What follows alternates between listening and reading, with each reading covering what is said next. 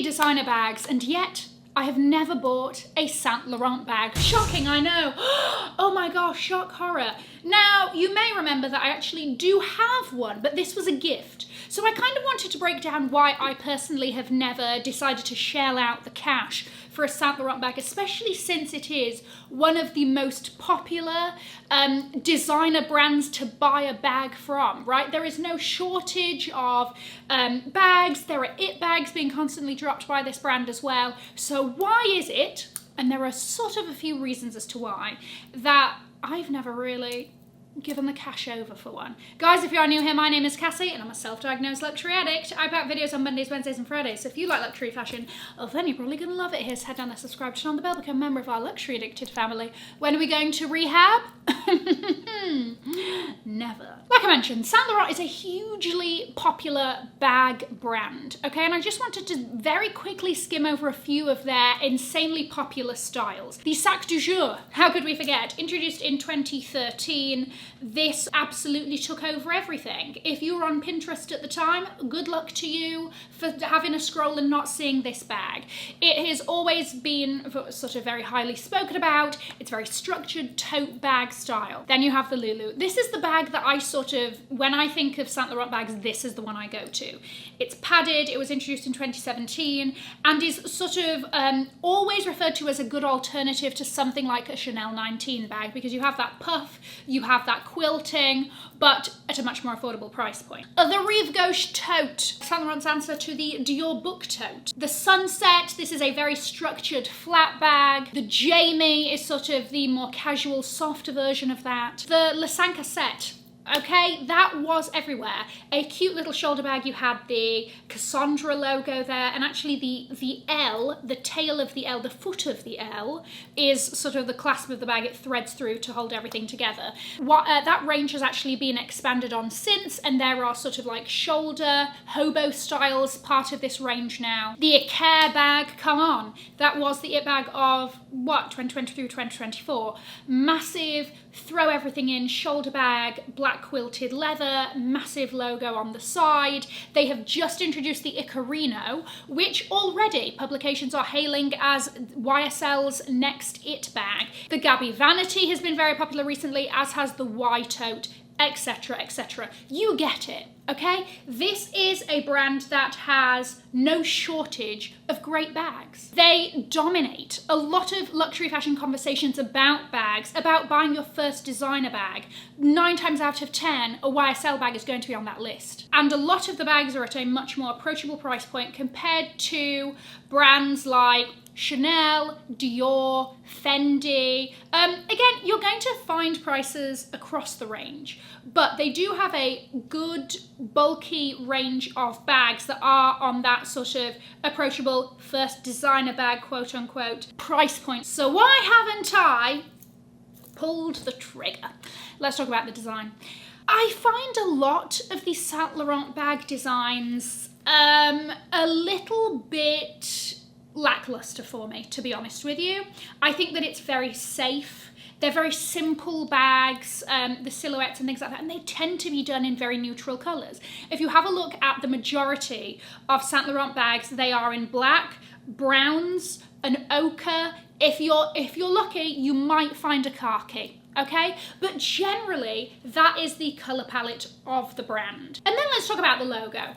Hold on a second. Before you say, but Cassie, you love a logo. No, I know I love a logo. I am a self-proclaimed logo ho. However, I do think that sometimes it doesn't feel thought through. It feels a little bit lazy, like they've just gone and put the Cassandra logo on there while you're at it. And again, you would also think, because it's called the Cassandra, it's R-E, not, you know, Cassandra. But still, you would think that I maybe have an affinity towards it. In some ways, but I just think that a lot of their bags are, you've got the quilting, you've got that logo, that's it, and then it gets done in different shapes. Disclaimer, a little bit late. If you have any of these Saint Laurent bags I'm going to be talking about, if you love the brand, all of that, and you love their bags, and you have nothing but good things to say about them, please enjoy. This is just my personal opinion and my personal taste. And you might look behind me and go, oh my gosh, taste. There's none of that happening with this woman. Maybe. But this is just my thoughts and why I personally haven't. Personally, when it comes to me and I'm looking for a bag, I am looking for something that's got a pop. 9 times out of 10, I'm looking for a saturated colour. I want something juicy. And so a lot of the aesthetics of Saint Laurent bags really don't adhere to that at all. There's so many bags that I love and I love the style of them, but I'm waiting for the right colour because as somebody who only owns three black bags out of, like I said, over 50, one of which is a mini bag, so like that doesn't count because she's got like razzle dazzle in the fact that she's tiny, but whatever. I am not really going for a neutral. I do have a tote. I do have a black tote, but it does have the Gucci stripe down the front. Does that count as multicolour or not? Whatever. Anyway, possibly four. I really struggle to find something within that range that really speaks to me. And I would also probably say that 90% of Saint Laurent bags are very classic and timeless and simple in their design, right? If you look at the silhouette, you're like, yeah, this is a bag that I can carry now, this is a bag I can carry in 10 to 15 years, because this isn't necessarily all that trendy. Agreed. That's not necessarily what I'm looking for in bags. Again, it varies, but I tend to want something that feels very different or it's a statement. And I don't mind if it's particularly trendy because if I like it and I'll wear it. So again, I'm like, okay, so we're not really there on colour. Style as well, we're not really aligned there either. And if I compare it to other brands, like I'm the first person to say I have a toxic relationship with Chanel. Unfortunately, a lot of the bags speak to me, okay?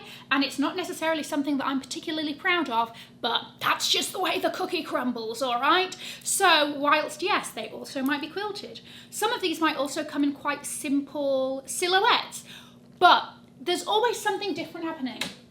Look at that, Sunset by the Sea, okay? She's got her weird her double straps. This is an interesting situation happening here, okay? That's tiny and therefore adorable and cute. Who else? Mermaid Goddess. What? So you see, like, these are the pieces that I gravitate towards, and I don't find that at Saint Laurent. Even Fendi. Fendi is another big bag brand. I'm trying to think of the bag brands that I have the most of. Fendi is probably my second after Chanel. And again, even though I love the baguette, right, I'm going for those seasonal variations, those interesting ones that have got sodden sequins or the logo all over it.